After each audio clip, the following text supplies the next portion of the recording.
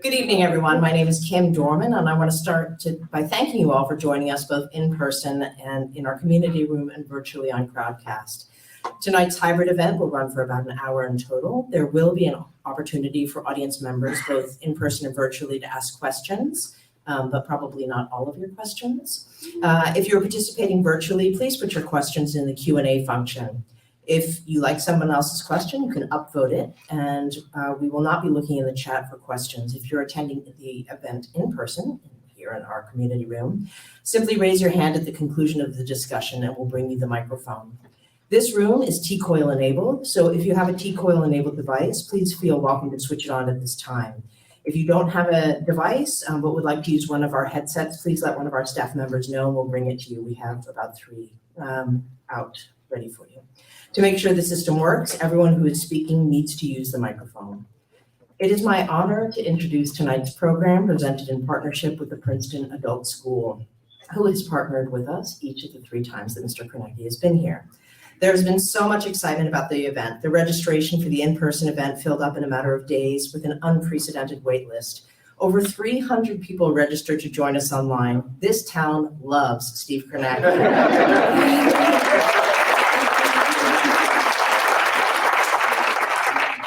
As one colleague says, he is excellent at 2 things I love, politics and maps. Another said, his Kornacki khakis, his rolled up sleeves and paper, his excitement. There's lots to love. Pam Hirsch published an article in Tap into Princeton, which began with the question, what is it about Princeton that Steve Kornacki finds so irresistible? After going through and extolling Princeton's many virtues, Hirsch brings us to the conclusion that it is the irreplaceable former director of Rutgers Eagleton Institute and successful startup founder, Ingrid Reed.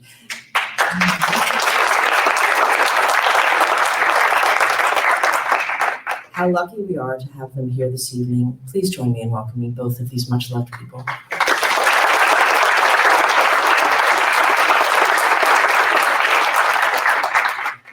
Thank you so much. And on behalf of Steve, I think you are also enjoying being back in Princeton as you bounded off the dinky. Yeah. This is really it. Wouldn't be a trip to Princeton without the dinkies. Before we get started, a lot of people want to know how you do your... Sorry, before we get started, people can't hear you because I think the mic might be on the wrong side, because you're turning to speak with it. Okay. Sorry. Here we thought we had this all. We did, and then I just, as soon as I was going back, people were saying, try again, because you're turning that way, all right, I think. I'll leave them that just. Simply said, we're glad you're here, Steve. And we want to learn from you. This is a town that appreciates education and being engaged with people who are thinking and researching and trying to create new ways of looking at life, our political life, and so we're glad to have you here. But a lot of people want to know how you manage to do your election night programs. They know you can't do it alone. So like a lot of other good researchers, what's the process? Yeah, it's elections have gotten more and more complicated in the last decade or 2. We don't think of it as election night anymore. We think of it as election week and really maybe even election month. Right. It really is a month before California. They're the slowest before California really gets everything counted.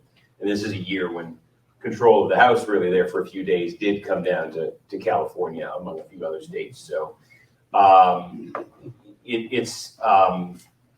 there are so many different ways that people vote now, whether it's voting in person at the polls, by mail, in person early, and there's dramatic swings in terms of how each one of those methodologies, vote methodologies tend to break. Mm-hmm. Folks in many places, not all, but in many places, the folks who vote by mail vote overwhelmingly Democratic. Mm-hmm. The folks who vote on election day vote strongly Republican. The folks who vote early in person, somewhere in between. So one of the key things to understand for what I do, especially if it's a midterm election night where we have results coming in from all sorts of different districts and states, is understand in each state what the process is, what types of voting do they have, and what sequence do they typically report that vote out in, because it's not always clear. When we're looking at Michigan and a big batch of votes comes in from a key congressional district, it's very important to know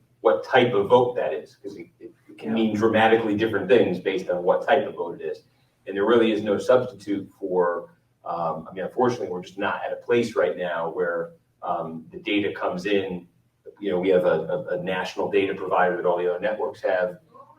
It's not always immediately clear when you get that data what type that vote is. So there's just a lot of calling, making phone calls to county election officials in the run-up to elections and asking them, just, you know, walk me through your night. And it seems you have a Rolodex though handy right there that you can call even while the program is going In on. some cases, yeah, it runs the gamut. Some of you get some of these folks on the phone and they are eager to talk you through everything and they're very into it. They've got a plan and they tell you, hey, text me on election night if you need anything. And then others don't return your calls. So it runs the gamut.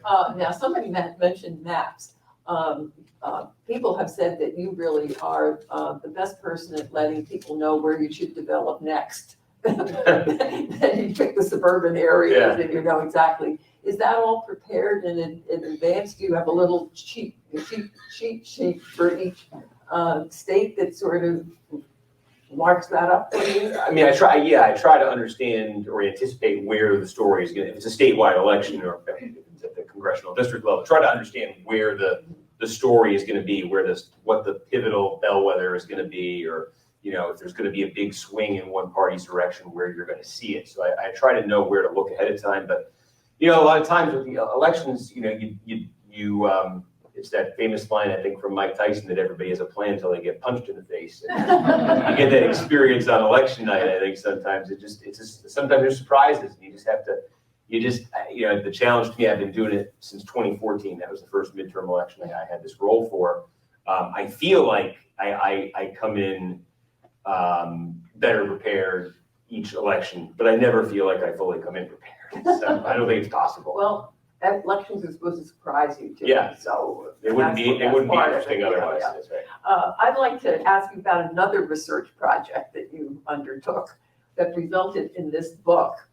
Who would have known that a speaker of the House of Representatives would become so all-consuming in our lives, which is sort of what happened this week. But you chose to do research on that in a special election that's continued to be important to this day. So I know this book is in the library. It's very well indexed. And what made you decide that you would look at that election where the speaker was really so important? I'll let you say who it was and what election. Sure, yeah. But I still wonder, you know, in fact, I think we were having coffee and I asked you what you were doing and you said you were looking at this person and that election. I said, why would you want to do that? And it's turned out to be a really important piece of research. Yeah, what's it all about? The book is about the politics of the 90s, but one of the biggest moments of the 90s was the 1994 midterm election, which is known as the Republican Revolution. And it was when Republicans took control of the House at that point for the first time in 4 years.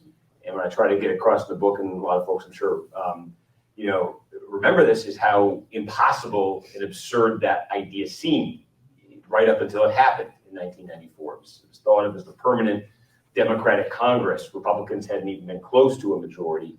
And the man who was sort of the architect of the plan in 1994, although I think larger forces also kind of came into play, but it was Newt Gingrich from Georgia, who got to the House in the late 70s.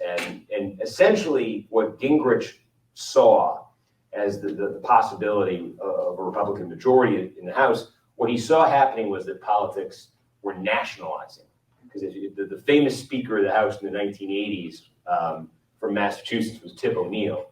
And Tip O'Neill had a famous saying that all politics is local. And Tip O'Neill was born in 1912. And in the era, he was a Great Depression politician. That's where his roots are from. And all politics were local. You know, elections were won block by block, neighborhood by neighborhood. You know, delivering turkeys on you know, Christmas Day, Thanksgiving Day. You know about that in New Jersey. Yeah, no, and there's a great tradition of it in New Jersey too, certainly. But Gingrich saw that that was changing. That was changing in large part because of the media. And, back in the 70s, cable TV was just coming into existence, but you did have national broadcast television networks. You were going to have, he saw what cable TV was going to become in 1979. This has become a big thing in the last week, because C-SPAN gave you the C-SPAN cameras. Those who were watching this House Speakers fight in the last week gave you shots of the House that you typically haven't seen, because typically the cameras are under the control of the Speaker's office. Well, there was no Speaker last week, so C-SPAN ran wild, and you saw it. But that came in 1979 was the first time you had televised sessions in the House. And Newt Gingrich basically saw a country at that point where Richard Nixon, a Republican, had won 49 states in 1972. Ronald Reagan in 1980 ended up winning a 44-state landslide. He won 49 states in 1984. Bush Sr. won 40, and that Republican landslides, for a generation at the presidential level. And yet Democrats continue to control the House. And Gingrich's basic concept was, look, the presidential elections are sending a message that the country is fundamentally conservative. This was Gingrich's reading of it. And if the contrast that voters are seeing in presidential elections between conservative Republicans and liberal Democrats, and they're siding so strongly with conservative Republicans, if they see that same contrast in each of their 435 congressional districts, he said, we, the Republicans, can be the majority party. And I think that's what he largely succeeded doing in 1994, was nationalizing a midterm election, which was not typically, a thing. And I think we've kind of been living in that world ever since. We live in a world of nationalized, largely. And this year's midterm had some interesting potential asterisks to this, but I think we live in a world of largely nationalized politics now. And I think that was a pivot point, a key one. And his basic message to his constituency in the House was that they all had to band together. Right. It was about cohesiveness too. And I mean, this is a thing, again, when you talk about the nationalization of politics, the precursor to that, the world we, I think, used to live in politically, the parties were each party was more diverse ideologically, geographically. I mean, you had in the 70s, into the 80s, into the 90s, really, you still had genuine conservative Democrats who would have voted to the right of most Republicans from the South. They still call themselves Democrats. They served in the House. You had genuine liberal Republicans who would have voted to the left of most Democrats. New Jersey produced some of those, from the Northeast. There were plenty of them.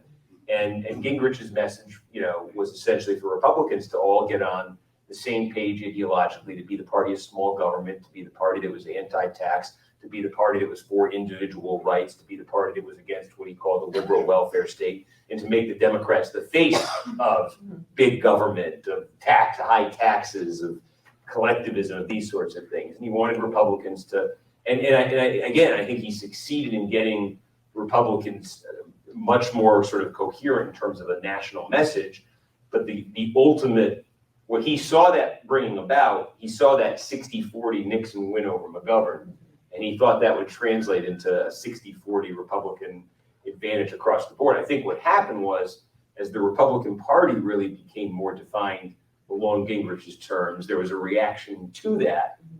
Things sorted out, and I think with the long and short of it is we've sorted pretty much into a 50-50 country. Right? We've kind of found stasis. And I think that's how it'll always go in politics. But since, the last generation or so, with the exception of 2008, we've had close presidential elections. And before that, I mean, we had a whole series, as I just rattled off. I mean, it was a novelty to have a close presidential election. Now it's a given. Well, at the very end of your book, have you been interviewed by David Letterman? You've been interviewed by everybody else. Not Letterman, no. You quote him as saying that, and here it goes, George Bush will be president for the red states and Al Gore will be president for the blue states. The audience laughed. This is now you speaking. The audience laughed at a joke that never before in American history would have made any sense, but it did at that time. Yeah. So you remember writing that? In 2000 was the first, I took the title of the book, The Red and the Blue, the concept of red and blue came out of the 2000 election. It used to be that the TV networks would randomly decide before each election. They're going to color in their maps on the air. And sometimes the Democrats would be red and sometimes the Republicans would be blue. And it just so happened in the 2000 election, every network had synced up on Republicans red, Democrats blue. There was no real thought process behind it. But that was the election where, Bush Gore came down to Florida, 40 days of waiting, and everybody is just staring at this map. And the entire South is red. The entire Northeast is blue. The Pacific Coast is blue. The interior is red. The upper Midwest is, there were these just stark geographic cultural divisions that were made clear by that map. And that was the first references to the red states and the blue states, as we now talk about them, come out of the fall of 2000. Hadn't even been said before. Now it's such a part of our politics. And it's a lot of our politics, but who knew that, maybe a year ago, you started thinking about doing a podcast about this same subject? Yeah. Well, we just came out with a podcast a couple months ago called The Revolution, about the 94 election. And we thought coming into a midterm election year, we wanted to do a podcast, tap into the NBC archives. One of the best things of working at NBC is you have this great resource of Meet the Press, the Today Show, NBC Nightly News, just at your fingertips. So I wanted to do something that tapped into that, and I thought a podcast would be a fun way of doing it. And we were just looking at 2022, and the potential, obviously, all year was the Republicans taking over the House. And so I said, well, let's kind of look at the last generation, 1994, 2006, 2010, 2018, now 2022. We've had 5 transfers of power in the House in the last generation. And as I said, before that, it had been 40 years. So it's become almost the new norm in our politics, short-term majorities in the House. So he said, well, if we're going to have another one in 2022, let's look at the first one of this period, the 1994 revolution. So a lot of the story that's in the book, we told through this podcast, and I enjoyed putting it together. And here's a free plug. Look for The Revolution wherever you get your podcast. Well, it's sort of like podcasts or somebody reading to you at night. And the newspaper is like something you do when you're trying to wake up in the morning. Yeah. So, I hope mine doesn't put you to sleep. Who would have known that the speaker would be of even more interest and importance? The last part of the podcast is an interview with Gingrich. Yeah. Could you just tell us a little bit what that was like? What did he make of, not your podcast, but sort of the situation? Did you talk at all about contemporary affairs with him? Yeah, no, it was a wide-ranging conversation. We had requested, an interview with him for the podcast and kind of got nowhere. And then, we put the podcast out there, and then we heard from him, and he wanted to talk, and it was so we said sure, and we did a extra episode if you do end up checking it out. The final episode is just an extended conversation with Newt Gingrich, and a lot of it is about the focus of the podcast, which is his 15-year project as a rise from backbencher to Speaker of the House and everything that went into that. But we did extend it because he's remained a visible, prominent figure since he ran for president in 2012. And one of the things, in fact, that I asked him about in the interview was I had something that stuck in my head. I was on the radio show of Hugh Hewitt, the conservative radio host, a year or so ago, and he said, I remember him saying, if you want to understand Donald Trump's success in 2016 in the Republican primaries, the origin story for that is Newt Gingrich in his presidential campaign in 2012 in a particular debate moment. And this was in the 2012 Republican presidential primaries. Newt Gingrich, Mitt Romney, Rick Santorum, these were some of the candidates. And it was right before the South Carolina primary. And there was a story that was being reported by ABC News. They hadn't actually put the piece up, but the day of the debate, and this is just a couple days before the South Carolina primary, and it was Newt Gingrich's second wife, claiming that when he left at the end of the marriage, that he had basically asked for an open marriage. And she gave this interview, and this was in the news. This is now 4 days before the South Carolina primary, and this is the afternoon of the debate. So the debate starts, CNN is hosting the debate, and John King, the moderator on CNN, starts with, Mr. Speaker, this is in the news today. recites the basic, from the story, says, do you care to respond? And Gingrich just says no, and then just pivots to a full-throated attack on King and the media. How dare you begin a presidential debate on a subject this tawdry and this trivial? There are serious issues. When Hewitt said that, and I went back and watched the clip, what is amazing to me is Gingrich was running a distant third in the polls in South Carolina. His campaign looked like it was over. And this is like the Tuesday before the primaries on a Saturday. And within 10 seconds of him turning on King, you hear the audience is not just clapping politely, they are loudly. And then there's a standing ovation within 30 seconds. And he goes on, I'd say, for 90 seconds, 2 minutes, something like that. And the audience it's a rally at this point. The audience is on its feet. This is so resonant. And I asked him about it. And I wanted to know first what he was tapping into. And he talked about, he said he recognized early on in the campaign that, and this is something it's a staple of his political career, is going after what he calls the elite media.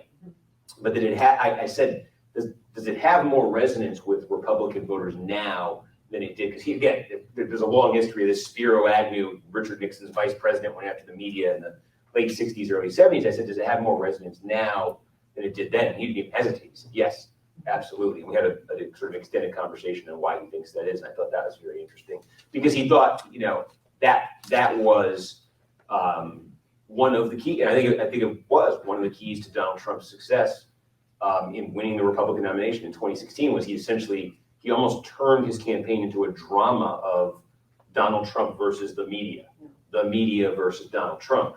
And that Gingrich moment in 2012 showed you how powerful a position that puts you in with Republican primary voters, that level of distrust or whatever you want to call it toward the, to use Gingrich's phrase, the elite media.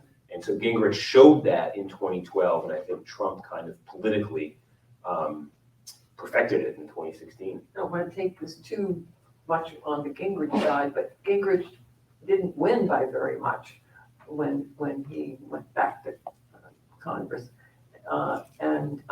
What was his experience being named speaker? Was that an easy win? Oh yeah, it was when the Republicans took power in the '94 revolution. It gave them 232 seats. They got 222 now, but they hadn't even been above 200 in four decades. So this was uncharted territory for Republicans, and he was the uncontested. In fact, the previous Republican leader, Bob Michel from Illinois, had been the Republican leader for 14 years, and he heard that in that time, Gingrich's power was steadily increasing with Republicans. And Michel announced the year before the '94 midterm that he would retire in 1994. He always wanted to be the House Speaker. Turns out he retires in the election that would have put his party in the majority. But I think it's clear, had he stayed, Gingrich would have challenged him and would have had the votes to defeat him. It was Gingrich's party. And as you now look at the speaker and what we were watching for 5 days, or you were working for 5 days, we were watching. Do you see anything in that story and that outcome that makes you think that we'll have a repeat of a Gingrich kind of leadership? Is it possible? Well, it's interesting in that Gingrich's chief of staff from the 1990s is Kevin McCarthy's chief of staff now. And Kevin McCarthy brought in, Gingrich and McCarthy are close. And, McCarthy offered in 1994, again, this idea of nationalizing the midterm elections. One of Gingrich's ploys in '94 was the contract with America, which was a series of, the poll-tested popular ideas that Republicans could all agree on, could all sign on to. They staged a big event in DC where Republican candidates all across the country came and they signed the contract, and it was, hey, you give us a majority, we will vote on these 10 things. That's our contract with you, the American people. And, McCarthy offered what he called the commitment to America in the midterms this year. So there's a closeness between them. There's a tie between them, obviously, in the chief of staff. But it's a different environment. Again, Gingrich, coming in '94, he in some ways he was able to write his own rules because there'd been among Republicans because there was no precedent. No Republican serving could remember a majority. Now they can remember majorities. There's a lot of Republicans there who remember Speaker John Boehner, who remember Speaker Paul Ryan, and a lot of Republicans there who remember them, neither of them fondly, and played a role in pushing both of them out. And so there's a dynamic there. Now Newt himself was, as Speaker, almost pushed out too. There was an attempted coup. He lasted 2 terms essentially, but there was an attempted coup in the middle of that nearly took him out in 1997. So he was not immune to that eventually either. But it's a narrower majority, and it's one I think you saw. There's a group of Republicans there. Given the narrowness of that, they know that it's a very small group of them that if they band together can be very influential because frankly they can't. If you have a 222 seat majority, that's all you got. You pretty much need everybody on board, and the people who are refusing to get on board or holding out gives them a lot of leverage. Oh, it's not too different than what the Democrats were dealing with. Right. But they had Pelosi. Yeah, a different party. And the added challenge that I think Republicans will have here is they're doing away with proxy voting, which is members. They felt Democrats had abused this. It was a COVID thing. If you had COVID or you had to stay home, here's the provision for how you vote from home. Republicans felt a lot of Democrats were staying home even without COVID, but what that allowed Democratic leadership to do was, you're trying to get to 222, you got very few votes to spare. It's a lot easier to get to 222 if you could have members voting from home. A lot of us were wondering what that was all about. Yeah, strategically that was useful to them. Nobody said absent. Right. And it helped, just in terms of accounting. So, as we look at this, we do have to look back to, as we promised we would, looking back to the 2022 election. That's how we got this. So what are some of the lessons from that election? Or are there lessons, that I should say? And what are they as we think ahead to 2023? Like who's going to be running for election? It'll be a little boring for you, Steve. yeah, I'm not sure about that. No, not boring, but I don't think there'll be much on the big board. Yeah. Well, I mean, it's governor's races. Yeah, it's more looking ahead to who's going to run in 24, Yeah. and what the lessons are that each party takes from 2022. So what do you think we learned? Yeah, well, I think there's what we learned, and then there's the question of what the parties learned. And I don't know what the parties will tell us. Both of those Yeah, the parties will tell us with their actions what they learned, and I'm very curious to find out what that is. But I think it's pretty clear that the number that sticks out to me is this: among independent voters in the midterms this year, they voted for Democrats by 2 points. And the significance of that is that in recent midterm elections, the established pattern really since '94, with 2 exceptions, has been that the White House party has taken it on the chin in midterm elections. 2018, the Republicans lost the House. 2014, Obama's second midterm, Democrats got there. 2010, everybody remembers Obama's first midterm. On and on. The independents in all of these midterms broke for the opposition party by double-digit margins, at least 12 points, sometimes more like 20 points, but in that range, 12 to 20 points for the opposition party. They went with the White House party by 2 points in this midterm election, and that puts. We have seen that twice in modern times. The 1998 midterms, this is when Bill Clinton's second midterm, the scandal, the Lewinsky scandal was playing out. Republicans in the House were moving to impeach him, and Bill Clinton's popularity went up as Republicans. There was a backlash to impeachment, and Bill Clinton's approval rating on Election Day 1998 was 68%. The Democrats gained 5. This is what forced Gingrich out as Speaker. He resigned as Speaker 3 days later because it was such a terrible midterm for Republicans. And the independent vote went for Democrats in '98. And in 2002, the exit polls are a mess, but we have every reason to believe the independents went for Republicans. George W. Bush was the president. It was a year after 9/11. His approval rating was 63%, and Republicans picked up 8 seats in the House. And it was a disastrous midterm for Democrats. and every reason to believe the independents broke for the Republicans. So those are the only two modern examples of independents going for the White House party until this year. And what made it so extraordinary politically this year is that unlike those two examples I just gave you, Joe Biden didn't have high popularity. Clinton was 68, Bush was 63, Biden was 44. Biden's approval rating was the same on this midterm election as Donald Trump's was in 2018, when Republicans lost 40 seats. It's the same as Barack Obama's was in 2014, when Republicans moved to their highest level of House seats since 1928 and picked up 9 Senate seats. So why I think that number reflects is Joe Biden was and is not popular with independent voters. That was clear in the exit poll. Democratic Party was and is not popular with independent voters. It showed it in the exit poll, much more negative than positive. All of these things are the reasons that, plus the history of how the White House party tends to do in midterm elections, why there was such confidence among Republicans and such resignation among so many Democrats that this was going to be a very rough midterm for them. But Donald Trump and the Republican Party in the exit poll both had even lower numbers than Joe Biden in the Democratic Party. And I think the prominence, this is the variable that existed in this midterm election that made it so different, is the prominence of the former president, Donald Trump. The possibility, likelihood, I don't know, certainty that he's going to be a candidate in 2024. He's already announced.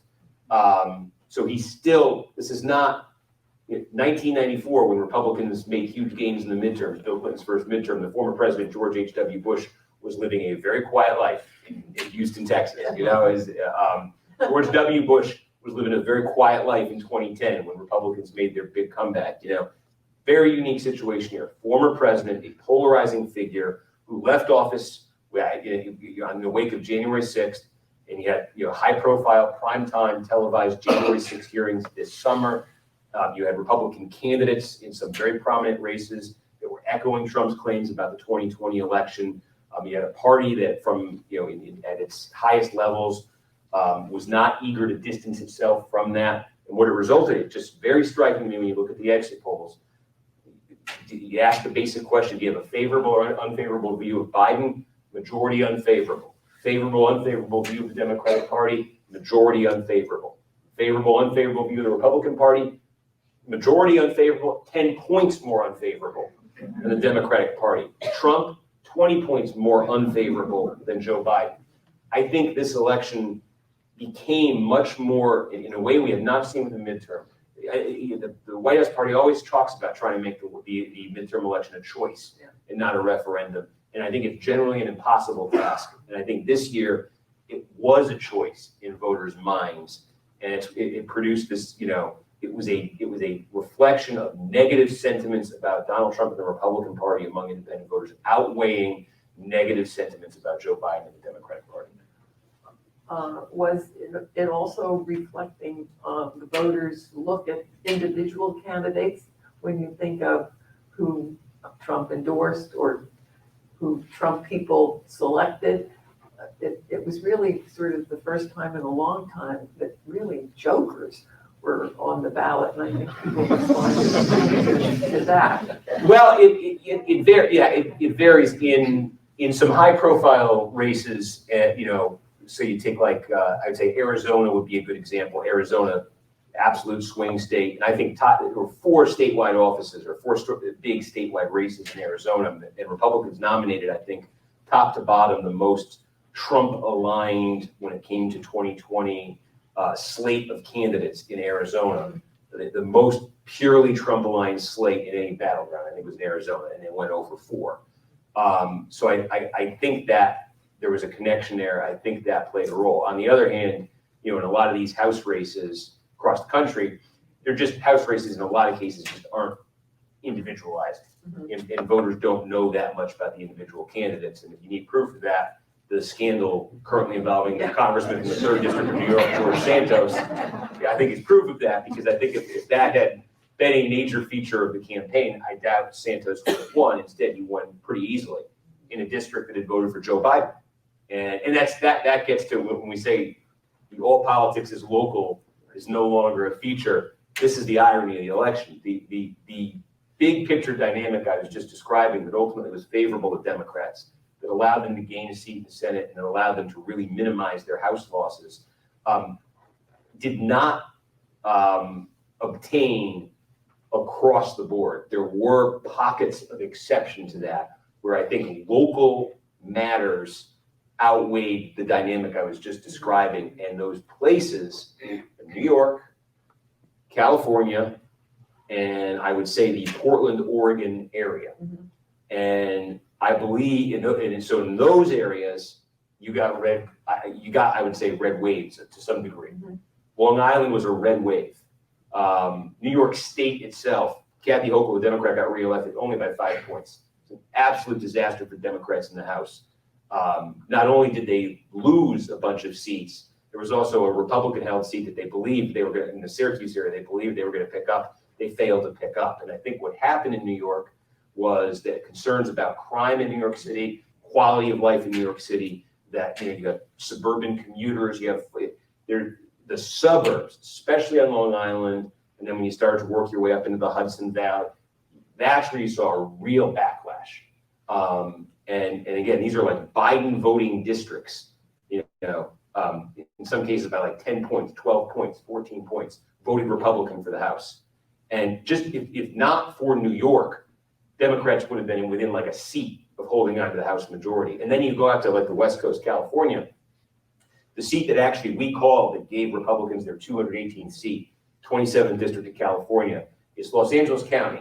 But it is the far, far reaches of Los Angeles County. It's almost like what Long Island is to New York City. That's the part of Los Angeles County we're talking about. Republican incumbent Mike Garcia held the seat. He had won one of the closest House races in the country in 2020, 333 votes was the margin. It's a rematch with a Democrat, same Democrat running against him in 2022. He won easily. And I think quality of life, Los Angeles, crime issues, the way Democrats in deep blue states handled the COVID pandemic. I think you saw a backlash in New York. I think you saw a backlash in Southern California. And then there was a congressional district just outside of Portland, Oregon, where Democrats nominated, they tossed out the Democratic incumbent in the primary with a more progressive candidate. And I think there's a backlash there as well. Again, Portland, there are crime, quality of life issues that I think what's in the dynamic is you don't see it reflected in the politics inside these cities that much. Los Angeles elected a Democratic mayor. It was a close race, but elected a Democratic mayor. But you see it reflected in the suburbs. And if not for, if Garcia had gone down to defeat in California 27, if Democrats had held onto that seat in Portland and had not had the debacle in New York, I'm saying they had a good midterm, they would have held the House.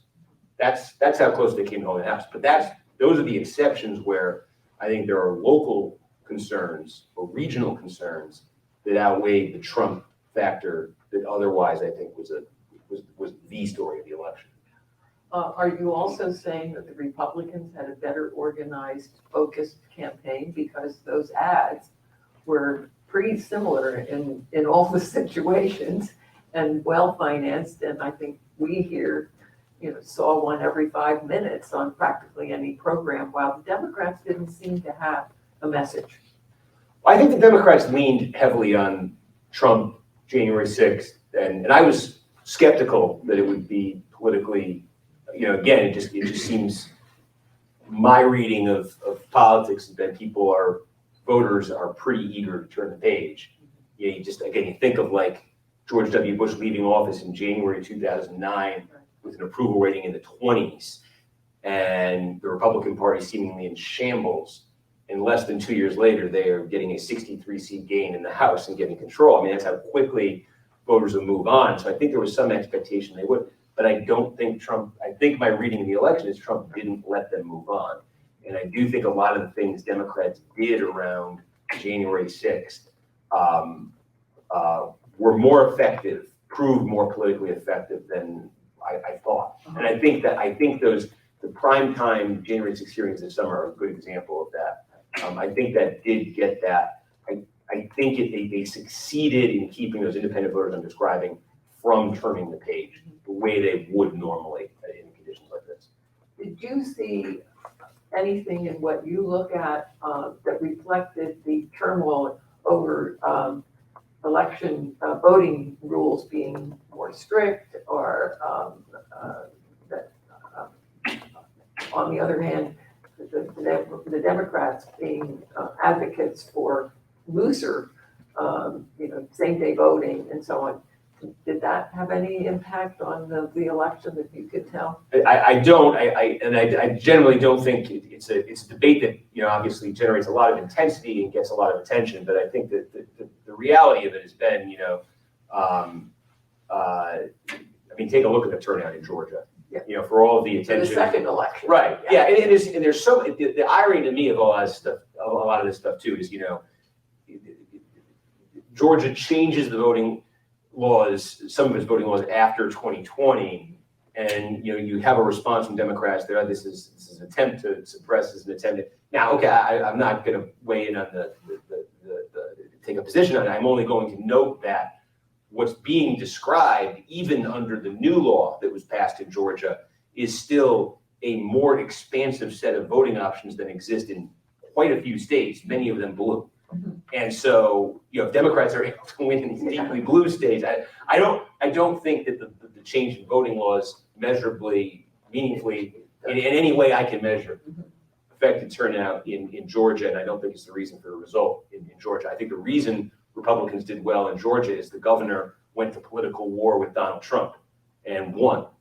Donald Trump tried to take out Brian Kemp, certified the 2020 election in Georgia. The Republican Secretary of State refused to buckle when Trump called and said, "Find me 11,000 votes." Trump recruited a member of Congress to give up his seat and challenge the Secretary of State in a primary. That's generally something you never see. Recruited a former U.S. Senator to run against the governor in a primary, and both the governor and the Secretary of State won the primaries easily. And I think it gave them credibility with the voter I'm describing, the independent voter who does not like Democrats, isn't happy with Biden, but really doesn't like Trump. Well, that voter liked Brian Kemp. I think that's why Brian Kemp won so easily in Georgia. And frankly, if you look at the big Republican success story on the night, it was Florida, where Ron DeSantis got reelected by 20 points. DeSantis didn't go to political war with Trump, but he had Trump sniping at him for the entire last month of the campaign. And I think there was distance and there was clear distance and independence. He didn't establish it the way that Brian Kemp did in Georgia, but it was useful to DeSantis, I believe, to have Trump taking shots at him in the last month of that race. I'm going to give you a chance to drink some Sure. water. And we have to get to 2023 and 24. I'm going to put it together. But Kim, do we have any questions that have come in? So We do have questions, but why don't you go ahead and we'll see how much time we have. okay, we'll try and do 7 minutes. Not or to worry. something like that. Okay, thanks. All right, so what's going to happen in 2023 to get us ready for 2024? Is that the way we should ask the question? Well, I think it gets to me, it gets to the question I was posing is how do the parties respond to 2022? Because, for instance, I think Democrats have been trying to figure out, obviously, since he got elected, what to do with Biden in 2024. And I think there's a bit of a mess there for them, because if not Biden, then it's not clear. I think Kamala Harris would certainly run, but it's not clear. In fact, it's pretty clear she wouldn't immediately unite the party. And then if one person gets in, 10 get in. And you end up in a situation where you've got, just like in 2020, 2 stages full of Democratic candidates. They don't want that. But they were very concerned, I think, Democrats generally, heading into this midterm, just looking at Biden's numbers, looking at his public performance. I think there was a real fear among Democrats of, geez, can we, put this guy up again in 2024? And I think this midterm election has calmed a lot of those fears among Democrats, especially if the Republican candidate is again Donald Trump. I think there's a sense among Democrats that Biden could beat Trump again. And if Trump's going to be the Republican nominee, I think Biden he could sell himself the exact same way he sold himself in 2020, which is just use me as the vehicle to keep Trump from the White House. And I think 2022 gives him the ability to tell Democrats, look, you thought I was screwing everything up. I had the best midterm any incumbents had in a long time. But we'll see if Democrats take the message that way, and we'll see what Biden does. I mean, honestly, he just turned 80 years old. On the Republican side, yeah, how do they respond to it? Is DeSantis going to run? If he does, do you see an effort to unite the non-Trump faction of the party around him and head off? I don't believe that if DeSantis gets in, I believe at least initially a bunch of other Republicans will get in the race, probably including Chris Christie. And there's a number of others. That's what we hear around here. But in 2016, we saw a bunch of non-Trump candidates stay in that race. You saw Kasich, you saw Bush, you saw Cruz, you saw Rubio, you saw Christie for a while. You saw, they stayed in the race for a long time. There's another model where, a bunch get in, but the money, the endorsements, they all flow to one of those non-Trump candidates. In my mind, the logical one, it would be, at least from this vantage point, would be DeSantis. So does DeSantis get in, and does he succeed in making himself the de facto non-Trump candidate, and in so doing, clear out the rest of the field, where you get a bunch of candidates who just start dropping out, maybe endorsing him too, and you get then a Trump DeSantis. But that's what I'm looking to see if it happens. It's hard to measure, and it's hard to measure. You see that there's some polls out there come out and DeSantis is running neck and neck with Trump. I've seen a few that put him ahead. I've seen a few that put Trump still 20 points up. So I don't quite know where the Republican voters and where the sort of Republicans are on the question of Trump in 2024. And I think you've got this added layer that was there in 2016, where there's still a disconnect between the Trump voting sort of core of the Republican Party and the Republican aligned media, where I think there's a lot more hostility towards Trump. And in 2016, there certainly was a lot more hostility toward Trump among Republican aligned media than there was among Republican aligned voters. And it could lead you astray trying to figure out that primary, because National Review just put out a cover with 22 conservative writers all making the case against Donald Trump. Surely this is good. And you just found he didn't get his first congressional endorsement, I think, until like February or March of 2016. And yet he won pretty easily. So I'm hearing, certainly in the wake of this midterm and I'm hearing a lot of these Republican voices that I remember from 2015 and 2016 saying, the party's ready to move on. He's done nothing but lose since he got elected, and blah, blah.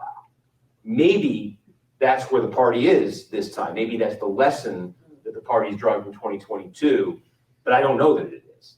And so that's what I'm looking for in 23. If there was a reaction to the Republicans, and you look at DeSantis, doesn't he look a lot like Trump? Well, that's it. In my interview with Newt, he said Trumpism without Trump. And that is the argument politically for why DeSantis might succeed where other Republicans failed, where all of those Republicans who ran against Trump failed in 2016, is that there were all sorts of reasons, all sorts of issues, but there's just all sorts of reasons that the Republican base in 2016 was absolutely fed up with its party's establishment. And none of those non-Trump candidates had really figured it out and had the trust of the base, or nothing. They were kind of guessing. Mm-hmm. And Trump, more than anybody else, had his finger on the pulse of it, and that gave him his connection with that Republican base. And DeSantis now has the benefit of watching the Trump presidency play out, understanding more what it is, where that Republican base is, and I think has found some of those levers that eluded those non-Trump candidates in 2016. And so, yeah, it would be, I think, obviously that would be his message. It would be, look what I've done, and I haven't not just look what I've done policy-wise, look what I've won. I took the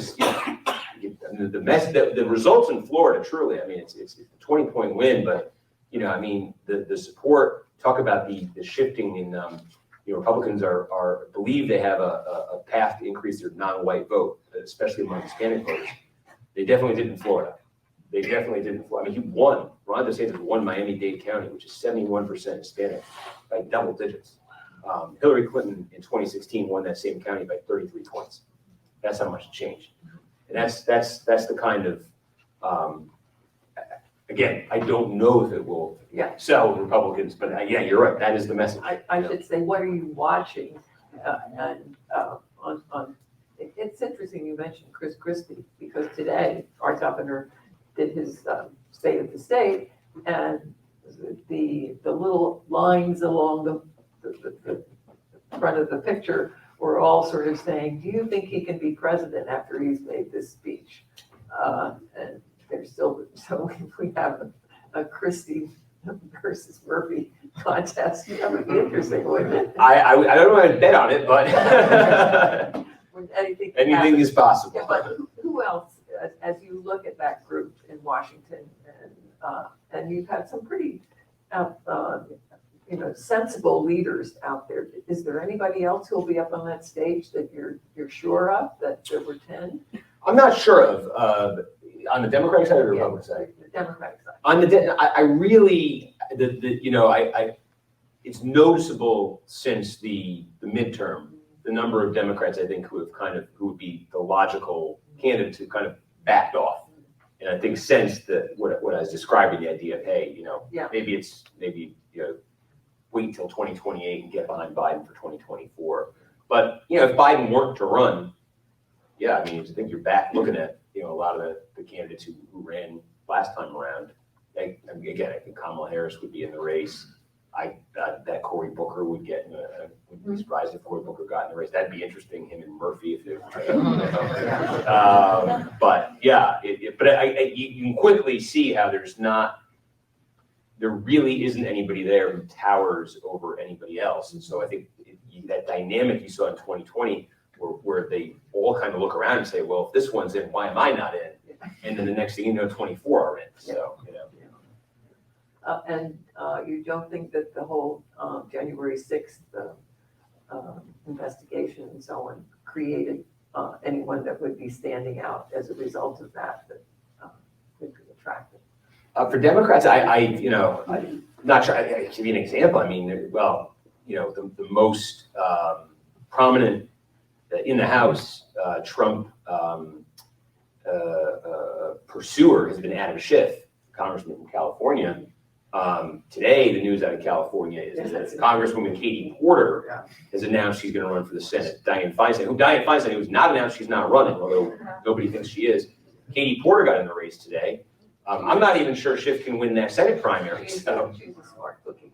Yeah, well, I just it's in terms of the increasing your political star power through pursuing Trump in Congress. Yeah, I mean, if Schiff can't, he may not be able to get on the Democratic primary in California, let alone a national. All right, we have 6 minutes. 6 minutes. Okay, I'm going to ask an online question first because it's quick, I think. Have you ever made an on-air winner call that you needed to reverse? I've heard a lot of winning stories. We had a couple of I think there was one or two House races in 2018 that we initially called and then had to reverse, I think. But hopefully that'll be it. Believe me, we live in fear of those. Okay. Sorry. First person I saw. I think it's pretty clear over the last 20 or 30 years that what are called the working class men and women have gone to the Republican Party or certainly not, that they haven't stuck with the Democrats. And I'm wondering two things. One, what do you think the Democrats need to do to win the working guys over? And secondly, do you have any sense as to whether they characterize themselves in their own mind as Republicans or independents? And is there any statistics on that? Yeah, and so this is where it gets, definitely white working class. This shift is a long-term thing, but it accelerated under Trump. And the marker, the sort of shorthand marker we use in just election data is college degree versus no college degree. And among white voters, that is now a 40, 50 point gap. And it's a remarkable reversal, because you could look at election result maps from a generation ago, and the Republicans would sweep the suburbs. Pennsylvania is my favorite example of this. In 88, Bush Sr. versus Michael Dukakis. Look at the map of the state. Bush Sr. wins the state, the Republican, by 3-4 points. Close race. Sweeps the Philadelphia suburbs by double-digit margins over Dukakis. And then Dukakis wins blue-collar Western Pennsylvania. And now Pennsylvania remains a swing state a generation later, and it's the complete opposite. Biden sweeps the Philadelphia suburbs, and Trump runs up the score in blue-collar Western Southwest Pennsylvania. So the parties have completely reversed roles in that front. And it's now, when I mentioned like Miami-Dade County, and I mentioned but South Texas, deep South Texas, along the border in particular, these are the two most prominent places, but we're seeing it elsewhere. I think that class divide is starting to spill over. It's among Hispanic voters now, and you layer it with gender as well. There's a male Hispanic voters without college degrees. I think Republicans are now almost at parity with. So that's when Republicans are starting to make inroads with non-white voters. I think you're starting to see some dividing lines among gender and some dividing lines among class there. How Democrats win voters like that back, I don't know, because when we say the stasis kind of takes hold, where it's a 50-50 nation, it's the Democrats really have become, in a lot of ways, the college degree party, not exclusively, but more than they've ever been. And I think there's a set of voting concerns there, and sort of cultural issue set that the Democrats cater to more and more now, because that's their constituency. And I think by doing that, it just keeps that divide going. But on the flip side, Republicans are now catering to their new base, and I think it sends more college degrees in the Democratic side. And so it's almost a self-perpetuating process that I see playing out both sides. Ingrid, I said 1 hour. Do you want to take one more question? I think we should say goodbye to the people from around the world who have tuned in and are interested in what Steve Kornacki has to say. And if you don't mind, maybe we'll take another 5 or 10 minutes. No, sure. Okay. All right. Thank you so much for listening and watching, or whatever you were doing.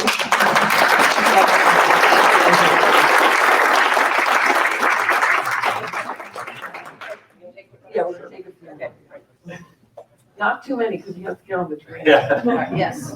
Now that you've also become our favorite sports analyst, I'm wondering who you think is going to win the Super Bowl. The Bills would probably be my choice right now. It's sentimental, but the Bills would be my pick. Another question back there. I'd like to follow up on the previous question. Tim Ryan seemed to offer a blueprint for getting that kind of voter back into the Democratic fold. Do you think his defeat has discouraged other prospective candidates from embracing that model, or it's just because Ohio was just more red than we thought it was? Yeah, I think the Ohio race kind of shows the all politics are national side of it. I think that race probably ultimately broke on just the national image of each party more than the tactics of each candidate. But I would say with Ryan, I think he did a good job of presenting an image that Democrats think is blue collar friendly and think is resonant with blue collar voters. But I think I could look at his voting record and things he said. He was one of the 24 who ran for president at some point in 2020. And there are things he said in that campaign that I think would be very alienating to those voters. And to the extent that it was individualized, I could see how they would have looked at that and said, you're trying to play a part that doesn't fit you. But it's not the first time that Ohio, there was talk, the Biden campaign believed, and they weren't alone, that Joe Biden, Scranton Joe, had appeal in Ohio. They believed the weekend before that election that Ohio was winnable in 2020. I wasn't sure how Ohio was going the weekend before the election in 2020, and then it went for Trump by 8 points, and very similar this year, very similar in 16. So I think it's a part of a bigger story.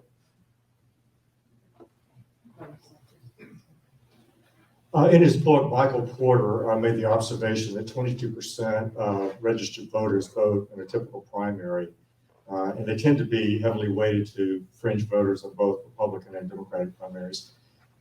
Basically, this means that 22% of voters are basically choosing who our leaders are going to be, and he says that the way of getting around this would be ranked choice voting, and there are a number of states, several states that started already. Do you feel like ranked choice voting is something that's going to catch on and be the wave of the future? Or do you think it's kind of a flash in the pan? Yeah, so ranked choice voting for, I imagine a lot of familiarity here, but you mark off your first choice, your second choice, your third choice, and then they run a series of tabulations where in each round, the candidate who finished last gets eliminated, and then they reallocate the votes for that candidate based on their next choice. I see it catching it. Alaska has it now. Maine does it. There are a few other, a number of municipalities that do it. I don't think it's going to catch on everywhere, and I think the biggest criticism of it, and I think the fairest criticism of it, is what's called exhausted ballots. People who don't fill out second, third, fourth, fifth, sixth choices, and whose ballots, once their candidate gets eliminated, their ballot is exhausted. It's not used. It's thrown out. And so what my concern with ranked choice voting is that it privileges hyper-engaged voters who follow politics extremely closely and have strong, well-thought-out strategic opinions about why this candidate should be their first choice and why this candidate should be their second choice and this candidate should be their fourth choice but never their third choice. I think that voter gets, if we're talking about a system where every vote's supposed to count equally here, I think there's a legitimate concern that ranked choice voting, you have an advantage strategically as a voter if you're more engaged, more into this, follow this more closely than the voter who shows up with one candidate who they like and want to vote for. And I do think there's a legitimate argument there that the system should, that voter who, hey, I like this candidate, that's who I want to vote for. Their vote should count as much, not more, not less, but as much as the voter who reads 22 newspapers a day. Turnout sometimes drops too because people just don't want to bother. If they do a run, and in the runoff too, the instant runoff is where it gets to be strategic. So I'll do one more question from online. We have a lot of questions about Kevin McCarthy. I'm going to ask Mr. Kornacki, you mentioned that the elections are now closed. However, the popular vote, this follows what we were just talking about, is not that close. How do you feel about the Electoral College and moving away from it towards a popular format? Well, I don't think it's, I've always felt like it'll never change as long as one party believes it will be it'll benefit from it, and the other party believes it'll be hurt by it. I could see it potentially changing if somehow you had back-to-back elections where, the Democrat was split, but the split flipped, and each party felt they kind of got the raw end of the deal. I could see it happening maybe then. But I think we're in an environment right now where, it's, twice, 2016, Democrats won the national popular vote, lost the presidency. And in 2020, Joe Biden won the national popular vote significantly, but a flip of 44,000 votes across 3 states and 1 congressional district would have made Trump reelected. As long as that is the driving dynamic, there's a strong passion among Democrats to get rid of it, and there's going to be equally strong resistance from Republicans. And just in terms of the mechanics of it, what's required to get that changed. If the parties are polarized like that, it won't change. One more question.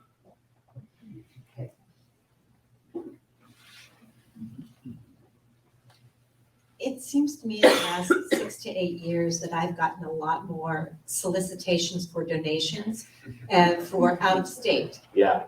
And I wondered if that is just my perception or if it's real, and what impact do you think it has on senatorial races, et cetera. No, I don't think you're imagining it. I mean, the proof is in the numbers. I mean, you just look back at The question on the impact, I think, is it's interesting to me. You're starting to hear this. You're hearing this claim from Donald Trump and from some of his allies that money was the reason that they underperformed in especially Senate races. And they say the failure of Republicans nationally to invest in Arizona in particular. They say Mitch McConnell, running the Senate, Republican, essentially running the Senate campaign, failing to invest in Arizona. They say that made the difference there.